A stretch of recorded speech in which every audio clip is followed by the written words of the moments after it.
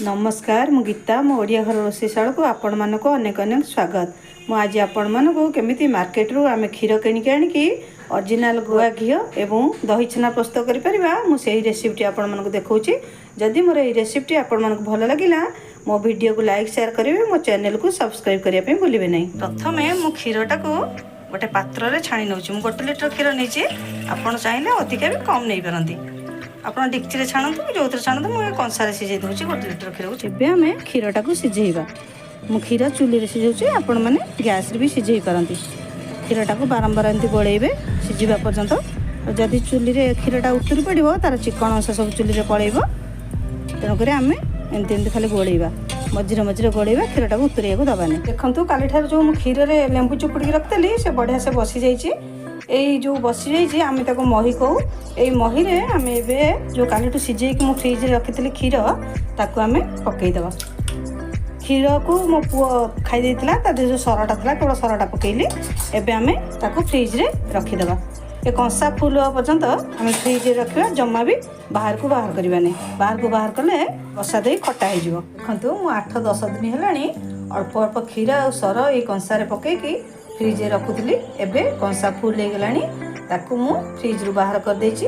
बाहर 8-10 घंटा ताकू गोटे चला घोड़े की रखिदेबा। आपण माने देखंतु मु क्षीर और सर को फ्रिज रु काढ़ी की 7-8 घंटा बाहर रखितली। से एबे बढ़िया से बसी जाइची, बसा धोई हो जाइची। आमे ताकू गोटे ग्राइंडर जार रे ताकू आमे गोड़े नबा। एही परि भाबरे आमे सब तक बसा धोई की गोड़े की गोटे जगह को ढाड़ी नबा। देखंतु मु सब तक बसा धोई की ग्राइंडर जार रे एंती गोड़े नीची। ताकू एबे मु गोटे चरखा साहाय्य रे टिके गोड़े नेबी, कारण जो लहुनी चा हमर बाहरिबो पूरा बिंडा हेकी बाहरिबो। एबे देखंतु मु दही गोड़े नीची। लहुनी केते बढ़िया से बिंडा भलिया बसी जाईची। आमे ताकू गोटे जगह को काढ़ी नबा।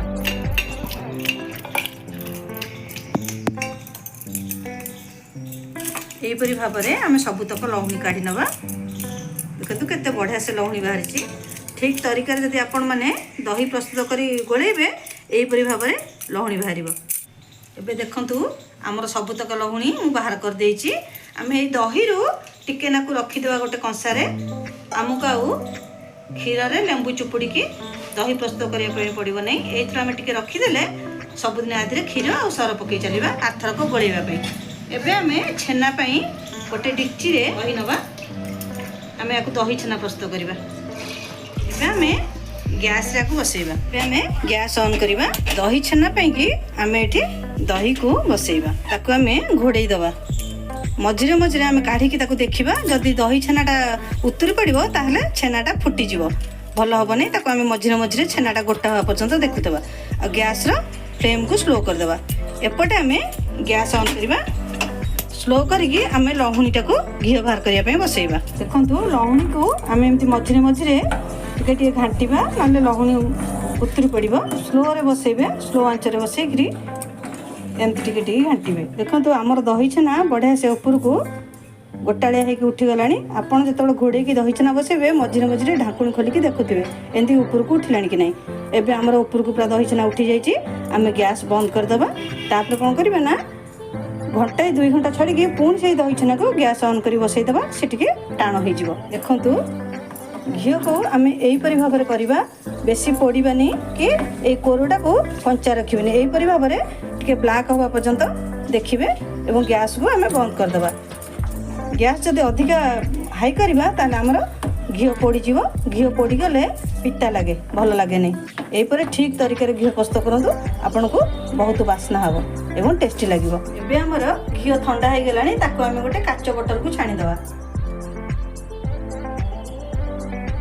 देखंतु घी हमर 250-300 ग्राम पाखा पाखी हेची। आ केते बढ़िया लागे हेची। एमती उपाय रे मु केते घी प्रस्तुत करची। देखंतु एबे मु दही छेना भी करि देइची। देखंतु दही छेना केते बढ़िया हेची। दही छेना एही परि भाबरे प्रस्तुत करंतु, बढ़िया दही छेना हबो। बढ़िया पूरा सॉफ्ट सॉफ्ट दही छेना हेची। एबे हमर गुआ घी दही छेना रेडी। मोर यही रेसिपी केमती लगिला आपण माने मते कमेंट बॉक्स माध्यम रे जणाइबे। मो वीडियो को लाइक शेयर करिवे। जदि मो चैनल को नुआ आछंती सब्सक्राइब करिया पे भूलिबे नहीं।